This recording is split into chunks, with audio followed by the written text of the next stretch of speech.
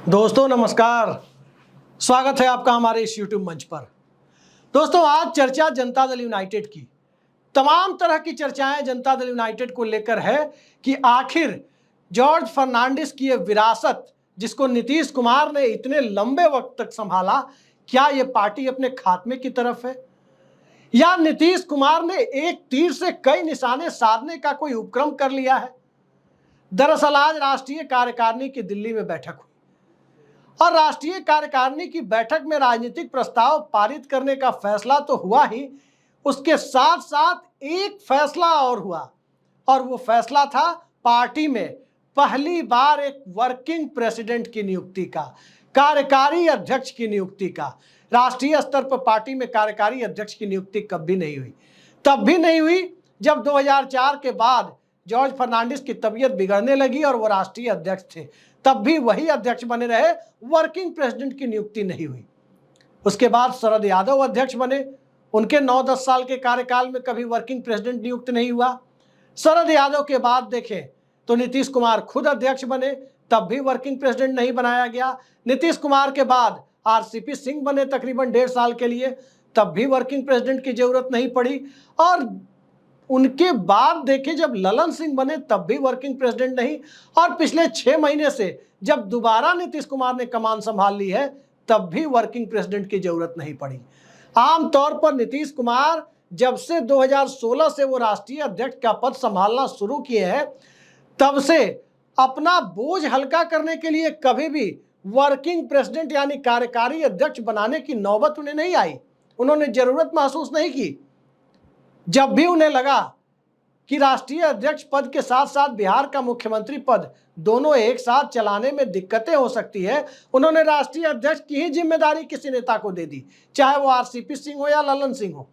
लेकिन इस बार working president कार्यकारी अध्यक्ष बनाने की नौबत क्यों आई है और संजय झा का ही चुनाव राष्ट्रीय अध्यक्ष के लिए क्यों हुआ है, इस बात को लेकर तरह तरह से चर्चाओं का बाजार गर्म है। पांडियन मॉडल भी इसे बोला जा रहा है, क्योंकि जिस प्रकार से उड़ीसा में एक ब्यूरोक्रेसी से राजनीति में आए एक शख्सियत ने नवीन पटनायक की सियासत का कबाड़ा कर दिया, उनकी पार्टी जो 24 सालों से अनवरत सत्ता में थी उसे विपक्षी बेंचों तक बिठा दिया और उसके बाद खुद ही सियासत को टाटा बाय बाय कर दिया। क्या वही मॉडल तो नहीं है? और संजय झा के लिए ही उस मॉडल की चर्चा क्यों होती है? दरअसल संजय झा पहले बीजेपी में थे, संजय झा कोई जनाधार वाले नेता नहीं है, संजय झा कोई पॉलिटिकल प्रोसेस से आए हुए नेता नहीं है जिन्हें सांगठनिक मामलों की बहुत गहरी समझ हो। संजय झा विशुद्ध रूप से एक ड्राइंग रूम पॉलिटिक्स करने वाले एक व्यक्ति हैं, एक राजनेता हैं, जिनका न कोई जनाधार है न कोई सांगठनिक अनुभव है, लेकिन उन्हें राष्ट्रीय कार्यकारी अध्यक्ष बना दिया गया है। उनका बीजेपी और संघ के साथ एफिलिएशन, पूर्व में उनका आरएसएस की राजनीतिक शाखा कही जाने वाली भारतीय जनता पार्टी से उनका जुड़ाव और बीजेपी के टिकट पर एक बार एमएलसी भी बनने का रिकॉर्ड, ये सब कुछ जनता दल यूनाइटेड के लोगों को, एक विशुद्ध समाजवादी धड़े की पार्टी जनता दल यूनाइटेड को कहीं ना कहीं ये असमंजस में डाल रहा है कि आखिर ये फैसला नीतीश कुमार ने कैसे ले लिया। तो संजय झा को अध्यक्ष बनाने, कार्यकारी अध्यक्ष बनाने के बाद तमाम तरह की जो बातें चल रही है, उन बातों में एक बात तो तय है कि यदि वाकई नीतीश कुमार की पकड़ पार्टी पर ढीली होती है और संजय झा धीरे धीरे पांडियन की तरह ही, जैसे पांडियन ने उड़ीसा में बीजू जनता दल को अपने ग्रिप में लिया, अगर उसी तरह संजय झा ग्रिप में लेते चले जाते हैं तो तय मानिए कि जनता दल यूनाइटेड का खात्मा निश्चित है। जनता दल यूनाइटेड का एक बड़ा धड़ा कभी भी भारतीय जनता पार्टी के साथ जा सकता है, या फिर आगामी विधानसभा चुनाव में जनता दल यूनाइटेड का राजनीतिक रूप से कबाड़ा हो सकता है। यह बात बिल्कुल तय है कि अगर वाकई नीतीश कुमार ने आंख मूंद कर भरोसा किया या नीतीश कुमार ने वही खेल खेलने की कोशिश की जो नवीन पटनायक ने पांडियन पर भरोसा करके खेला था, तब तो तय है कि जनता दल यूनाइटेड का कबाड़ा हो जाएगा। लेकिन क्या नीतीश कुमार सियासत के इतने कच्चे खिलाड़ी हैं? क्या नीतीश कुमार नवीन पटनायक का हश्र नहीं देख रहे हैं? बावजूद इसके संजय झा को वर्किंग प्रेसिडेंट बनाने का फैसला क्यों किया? एक बड़ी अजीब सी विडंबना है कि जब से समता पार्टी के जमाने से लेकर और खासकर जनता दल यूनाइटेड के जमाने की बात करें, जिसे भी नीतीश कुमार राष्ट्रीय अध्यक्ष का पद देते हैं उसके साथ उनकी बनती नहीं है और अंततः राष्ट्रीय अध्यक्ष या तो खुद ही पार्टी छोड़कर चले जाते हैं, उनकी खुद ही रुखसती हो जाती है, या जनता दल यूनाइटेड को उन्हें पार्टी से निकालना पड़ता है। कई बार अध्यक्ष को, एक बार तो राष्ट्रीय उपाध्यक्ष को ही और एक बार राष्ट्रीय अध्यक्ष रह चुके व्यक्ति को पार्टी से रुखसत होना पड़ा है। तो क्या जो हाल राष्ट्रीय उपाध्यक्ष या राष्ट्रीय अध्यक्ष रहे पूर्व में लोगों का हुआ है, क्या वही हाल कार्यकारी अध्यक्ष बने संजय झा का होगा? याद रखिए, जनता दल यूनाइटेड का राजनीतिक प्रस्ताव देखने लायक है।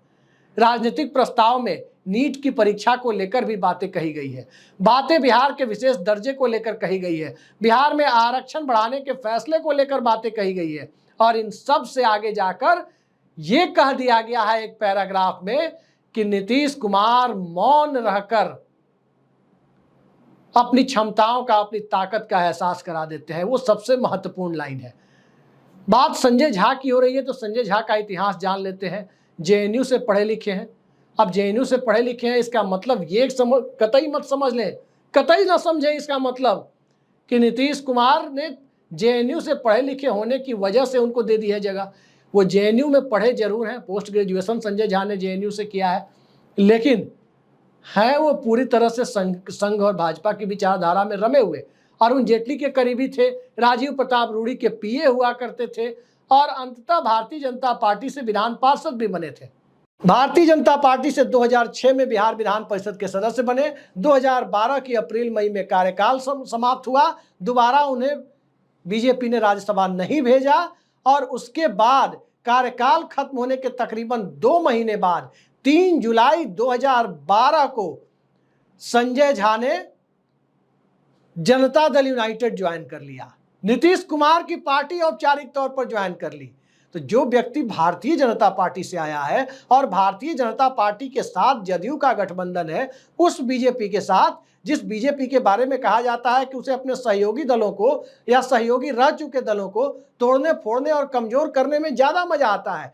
चाहे बात बिहार के चिराग मॉडल की हो, चाहे बात महाराष्ट्र के गुवाहाटी मॉडल की हो, चाहे बात उड़ीसा के पांडियन मॉडल की हो, चाहे बात हरियाणा के चौटाला परिवार वाले मॉडल की हो, हर जगह भारतीय जनता पार्टी ने अपनी राजनीति बिल्कुल इस तरीके से की कि जो सहयोगी हैं या सहयोगी रह चुके हैं, उनकी राजनीति को खत्म करने के लिए बीजेपी ने अपनी तरफ से गहरी साजिशें की है। तो क्या नीतीश कुमार इस बात को समझ नहीं रहे थे, इसलिए संजय झा को बनाया? 3-4 उदाहरण मैं आपके सामने रखता हूं। पहला नाम प्रशांत किशोर। प्रशांत किशोर 16 सितंबर 2018 को जनता दल यूनाइटेड का हिस्सा बने और तकरीबन 1 महीने बाद 17 अक्टूबर 2018 को प्रशांत किशोर को सीधे जनता दल यूनाइटेड का राष्ट्रीय उपाध्यक्ष, नेशनल वाइस प्रेसिडेंट, यानी नीतीश कुमार के बाद नंबर 2 बना दिया गया। हालांकि उसके बाद में नीतीश कुमार ने बयान भी दिया कि इन्हें तो अमित शाह ने कहा था कि अपनी पार्टी में रख करके कुछ महत्वपूर्ण जिम्मेदारी दे दीजिए, इसलिए दे दिया। अब क्या नीतीश कुमार इतने कच्चे खिलाड़ी हैं कि अपनी पार्टी में अमित शाह के कहने पर किसी को ले लेंगे? लेकिन कहीं ना कहीं प्रशांत किशोर को उन्होंने औकात दिखा दी कि अमित शाह ने कहा था इसलिए आपको रख लिया था, भले ही अमित शाह के कहने पर रखा हो या नहीं रखा हो, लेकिन अपनी अहमियत उन्हें बता दी कि इससे ज्यादा आप कुछ सोचिएगा मत कि पार्टी में उत्तराधिकार मिल जाएगा या कुछ हो जाएगा। और नतीजा देखिए कि 1.5 साल भी नहीं बीते, 29 जनवरी 2020 को प्रशांत किशोर को जनता दल यूनाइटेड की प्राथमिक सदस्यता से निष्कासित कर दिया गया।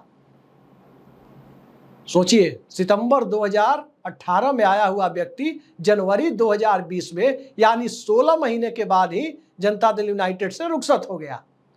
दूसरा उदाहरण आरसीपी सिंह, ब्यूरोक्रेट रहे, यूपी कैडर के आईएएस रहे, बेनी बाबू यानी बेनी प्रसाद वर्मा के माध्यम से नीतीश कुमार के करीबी बने और अंततः 2010 में नीतीश कुमार ने उन्हें जनता दल यूनाइटेड में औपचारिक रूप से शामिल कराकर राज्यसभा भेजा। 2012 में संगठन महासचिव का पद दिया, लेकिन आरसीपी सिंह और भारतीय जनता पार्टी की नजदीकियां बढ़ने लगी। अब तो खैर वो बीजेपी में ही है। 2020 के विधानसभा चुनाव में जब चिराग मॉडल हो गया और उस चिराग मॉडल के बाद नीतीश कुमार को लगा कि संगठन का काम करने के लिए कुछ बेहतर करने की जरूरत है। उसके बाद आरसीपी सिंह को जेडीयू का राष्ट्रीय अध्यक्ष बनाया गया। दिसंबर 2020 में वो राष्ट्रीय अध्यक्ष बना दिए गए, और जब वो राष्ट्रीय अध्यक्ष बना दिए गए उसके 6-7 महीने बाद, जब जेडीयू चाहती भी नहीं थी कि मोदी कैबिनेट का हिस्सा बने, उस दौर में आरसीपी सिंह मोदी कैबिनेट का हिस्सा बन गए। वो राष्ट्रीय अध्यक्ष थे, खुद को आला कमान समझ लिया उन्होंने, और वो राष्ट्रीय अध्यक्ष के नाते उन्होंने खुद से भारतीय जनता पार्टी को इन्फॉर्म किया कि वो सत्ता में जा सकते हैं, ऐसा जेडीयू के सूत्रों का कहना है। फिर वो मंत्री बन गए। नीतीश कुमार ने इसे स्वीकार नहीं किया और अंततः राष्ट्रीय अध्यक्ष का पद भी उनसे ले लिया। 8 महीने बीतते बीतते जब उनका राज्यसभा का कार्यकाल खत्म हो रहा था, दोबारा राज्यसभा भी नहीं भेजा, और अंततः राष्ट्रीय अध्यक्ष के बाद उनकी मंत्री पद से भी रुखसती हो गई। उसके बाद नीतीश कुमार राष्ट्रीय अध्यक्ष से तो हटा चुके थे मंत्री बनने के बाद, ललन सिंह को बनाया। ललन सिंह जब राष्ट्रीय अध्यक्ष बना दिए गए अगस्त 2021 में, उसके बाद ललन सिंह को तकरीबन 1.5 साल बाद, यानी दिसंबर 2024 में, 2.5 साल बाद का, दिसंबर 2023 में 2.5 साल बाद, 21 में वो अध्यक्ष बन गए। तकरीबन 2.5 साल बाद दिसंबर 2023 में दिल्ली में फिर से राष्ट्रीय कार्यकारिणी और राष्ट्रीय परिषद की बैठक हुई, और वहां पर ललन सिंह का इस्तीफा हुआ। नीतीश कुमार ने खुद राष्ट्रीय अध्यक्ष पद संभाला। हालांकि इस्तीफे के 1 दिन पहले तक ललन सिंह इस बात को डिनाई करते रहे, इस बात से इनकार करते रहे कि वो राष्ट्रीय अध्यक्ष का पद छोड़ रहे हैं। तंज में तो उन्होंने यहां तक कह दिया सुशील मोदी के बयान पर, जब सुशील मोदी ने कहा था कि वो पूरी गारंटी के साथ कह रहे हैं कि ललन सिंह इस्तीफा देने वाले हैं, तब नीतीश कुमार महागठबंधन में थे, यानी इंडिया अलायंस में थे, और तंज में पत्रकारों से बात करते हुए ललन सिंह ने कहा था कि नहीं नहीं, वो तो नीतीश जी के मित्र हैं सुशील मोदी, हो सकता है उनको बता दिए हो व्यक्तिगत तौर पर। लेकिन वो तंज काम नहीं आया, अध्यक्ष पद उनका चला गया। अब सवाल उठता है कि जब नए सिरे से बिहार में जेडीयू री इमर्ज करके सबसे बड़ी पार्टी के तौर पर अवतरित हुई है लोकसभा चुनाव में, 74 विधानसभा सीटों पर, सबसे ज्यादा विधानसभा सीटों पर लीड करके आई है, फिर वर्किंग प्रेसिडेंट बनाने की जरूरत क्यों पड़ी? संजय झा का चुनाव ही क्यों किया गया? मैंने आपको उदाहरण दिया प्रशांत किशोर का, आरसीपी सिंह का, ललन सिंह का। उसके पहले भी जॉर्ज फर्नांडिस और शरद यादव को पार्टी छोड़नी ही पड़ गई थी। उतनी लंबी चर्चा में हम नहीं जाएंगे, वीडियो लंबा हो जाएगा। लेकिन अब बारी संजय झा की है, और संजय झा की बात हो रही है तो केसी त्यागी की बात भी जरूर होनी चाहिए, क्योंकि केसी त्यागी ने आज बाहर आकर, राष्ट्रीय कार्यकारिणी के बीच बाहर आकर के पत्रकारों से बयान दिया है। उन्होंने पत्रकारों से बातचीत करते हुए कहा कि अंदर में यही तय हुआ है, और नीतीश कुमार जी ने कहा है कि इस गठबंधन को छोड़कर वो कहीं नहीं जाएंगे। ये बात जब नीतीश कुमार कहते हैं कि इस गठबंधन को छोड़कर कहीं नहीं जाएंगे, तब अचानक लोगों को लगने लगता है कि नहीं, इसका मतलब अब जल्दी जाने वाले हैं यहां से। खैर, वो जाएं न जाएं नीतीश कुमार का, उनकी पार्टी का फैसला है। लेकिन आरसीपी सिंह की तरह अब सवाल उठता है कि संजय झा जब आए हैं, केसी त्यागी बयान दे रहे हैं, तो क्या संजय झा और केसी त्यागी बलि का बकरा भी बनाए जा सकते हैं? एक थ्योरी तो ये चल रही है, और ये काफी दमदार थ्योरी है, कि अगर संजय झा ताकतवर हुए तो जनता दल यूनाइटेड का अस्तित्व तो बहुत ज्यादा दिन नहीं है, कभी भी इसका एक बड़ा धड़ा ऑपरेशन लोटस का शिकार हो सकता है या बनाया जा सकता है। लेकिन इसके उलट जो दूसरी थ्योरी है वो ये है कि संजय झा के हाथ में न तो कोई जिला स्तर का पार्टी का कार्यकर्ता है, न ही कोई विधायक है, न ही कोई सांसद है संजय झा के पास। वो खुद ही राज्यसभा अभी पहुंचे हैं, नीतीश कुमार ने उन्हें राज्यसभा भेजा है। और चूंकि ललन सिंह को केंद्र राष्ट्रीय अध्यक्ष पद से हटाया गया, उन्हें मंत्री दिया गया है, भले ही महत्वहीन विभाग दिया गया है। इतनी बड़ी पार्टी को, जो एनडीए में तीसरे नंबर की पार्टी है, उसे एक बेहद मामूली मंत्रालय दिया गया है। उनसे छोटी पार्टियों को बड़ा मंत्रालय दिया गया है। बावजूद इसके ललन सिंह और संजय झा के इक्वेशन बहुत अच्छे नहीं है, उनके समीकरण अच्छे नहीं है। याद कीजिए अगस्त 2022 का दौर, जब नीतीश कुमार के वापस एनडीए छोड़कर महागठबंधन में जाने के तकरीबन 4 या 5 दिन पहले ललन सिंह ने जो प्रेस कॉन्फ्रेंस की थी, उसमें क्या कहा था? कौन से 4 लोग थे जो बीजेपी के पास ले जाने के लिए जिम्मेदार थे? और उन 4 लोगों का जिक्र करते हुए संजय झा का नाम लेकर ललन सिंह ने कहा था कि ये जो बगल में बैठे हुए हैं संजय झा, ये भी उनमें से एक थे। तो आप अंदाजा लगा सकते हैं कि ललन सिंह और संजय झा के संबंध कितने मधुर हैं और कितने मधुर नहीं है। अब ललन सिंह कहीं भारतीय जनता पार्टी के ज्यादा क्लोज ना हो जाएं, जैसे उन पर आरोप लगता था कि वो आरजेडी के बहुत ज्यादा क्लोज होते जा रहे थे, इसलिए राष्ट्रीय अध्यक्ष पद लिया गया। ललन सिंह बहुत ज्यादा क्लोज बीजेपी के ना होने पाए, कहीं इसलिए तो नीतीश कुमार ने बीजेपी के पहले से क्लोज माने जाने वाले, बीजेपी के नजदीकी माने जाने वाले और बीजेपी से ही आए संघ पृष्ठभूमि के नेता को वर्किंग प्रेसिडेंट बना दिया है, ताकि दोनों एक दूसरे से ज्यादा बड़ा नीतीश भक्त साबित करने की कोशिश में एक दूसरे की तमाम कोशिशों की खबरें पटना पहुंचाते रहे। और दूसरी चीज कि अगर संजय झा इधर उधर करेंगे भी तो जनाधार तो उनके पास है नहीं, विधायक सांसद उनके पास है नहीं, सिंधे मॉडल शायद वो कर ना पाए, तो कहीं ऐसी कवायद तो नहीं है कि संजय झा से नीतीश कुमार भी आजीज आ गए हों, उनकी गतिविधियों से परेशान हो और अंततः संजय झा को बाहर करने के लिए या केसी त्यागी को बाहर करने के लिए ये पूरी भूमिका, पूरी स्क्रिप्ट रची गई हो। ये बात मैं इसलिए कह रहा हूं क्योंकि पूर्व के अध्यक्ष उपाध्यक्ष का मामला आप देख चुके हैं और अब वर्किंग प्रेसिडेंट का मामला है। केसी त्यागी, जिनका मैं नाम ले रहा हूं, केसी त्यागी के बेटे भारतीय जनता पार्टी में है। क्या ये नीतीश कुमार को नहीं पता है कि वो बीजेपी के मेंबर है? और क्या ये नहीं पता है कि केसी त्यागी की लॉयल्टी कितनी है? शरद यादव के बेहद विश्वस्त हुआ करते थे।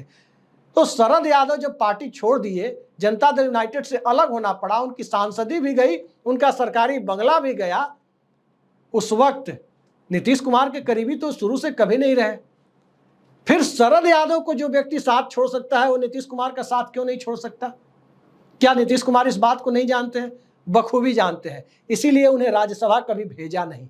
उनकी तमाम कोशिशों के बावजूद एक बार शरद यादव के कहने पर उपचुनाव में जरूर 2-3 साल के लिए भेज दिया था, पूरा कार्यकाल देकर भेजा नहीं। संजय झा को बहुत मौके दे दिए। संजय झा दरभंगा से जाना चाहते थे लोकसभा, संजय झा केंद्र में मंत्री बनना चाहते थे, वो सब कुछ नहीं मिला। राजनीतिक तौर पर नीतीश कुमार इतने अपरिपक्व नहीं है कि वो ललन सिंह और संजय झा दोनों को मंत्री बना दें। कहीं ना कहीं इसमें एक दूसरा एंगल ये निकल रहा है कि आने वाले वक्त में प्रशांत किशोर और आरसीपी सिंह जैसा हश्र, शरद यादव जैसा हश्र संजय झा का भी हो सकता है और केसी त्यागी का भी हो सकता है। ज्यादा बीजेपी से नजदीकी दिखाने की कोशिश की तो कहीं ना कहीं ये दोनों पार्टी से निकाले जा सकते हैं। और जितनी जल्दी विधानसभा चुनाव होगा, कहीं ना कहीं बीजेपी को यह गुड ह्यूमर में रखने की कोशिश भी है कि जितनी जल्दी विधानसभा चुनाव होगा उसके लिए बीजेपी को उसकी मनस्थिति तैयार करने के लिए कहा जाए। इसलिए कहा जाए क्योंकि चुनाव जल्दी कराइए, अब तो आपकी मन मिजाज के आदमी को हमने पार्टी का वर्किंग प्रेसिडेंट बना दिया, हमारे भागने की चिंता मत कीजिए। ये संदेश देने के लिए तो संजय झा को नहीं बनाया गया है। और फिर विधानसभा चुनाव में जब 80, 85 या 90 विधायक हो जाएं, अगर अक्टूबर नवंबर तक महाराष्ट्र के साथ चुनाव हो जाता है, फिर उसके बाद जेडीयू अपनी नई धारा तय करेगी। फिर कौन पूछता है संजय झा पार्टी में है नहीं है, या संजय झा वर्किंग प्रेसिडेंट है या नहीं है, या नई कार्यकारिणी बना दी जाए, उसमें वर्किंग प्रेसिडेंट का पद ही खत्म कर दिया जाए। तो ये तमाम कवायद पहले भी जदयू में हुई है, अब भी हुई है। और जिसे भी राष्ट्रीय स्तर पर राष्ट्रीय अध्यक्ष, उपाध्यक्ष या कार्यकारी अध्यक्ष का जो पद सृजित किया गया है, इस तरह की भूमिका जिसे भी दी गई है, नीतीश कुमार की उससे खटपट होना स्वाभाविक परिणति रही है। तो कैसे इस बात को मान लिया जाए कि ये पहले और इकलौते व्यक्ति होंगे जिससे नीतीश कुमार की खटपट नहीं होगी? एक दौर में तो ललन सिंह ने यहां तक कहा था कि हम पेट का दांत भी तोड़ना जानते हैं। पेट का दांत क्यों? क्योंकि लालू यादव ने कभी कहा था नीतीश कुमार के बारे में कि हमारे मुंह में 32 दांत है, उनके मुंह में, नीतीश कुमार के मुंह में नहीं, पेट में दांत है। तो खैर, ये सब मुंह और पेट की बात पुरानी बात है, लालू यादव नीतीश कुमार के बीच की बात है, बड़े भाई छोटे भाई की बात है, जिनका दरवाजा कभी बंद होता ही नहीं है आपस में।